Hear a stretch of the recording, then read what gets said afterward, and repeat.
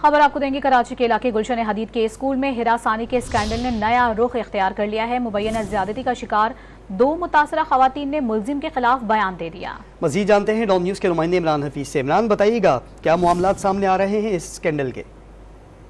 देखिए, ये गुलशन हदीद के अंदर स्कूल के निजी स्कूल में जो वीडियो स्कैंडल है, इसके अंदर जो मुलजिम गिरफ्तार मुलजिम है इरफान गफूर, इसके खिलाफ जो है वो तफ्तीशी पुलिस जो है वो केस को मजबूत करने के अंदर जो है मुकम्मल तौर पर नाकाम है।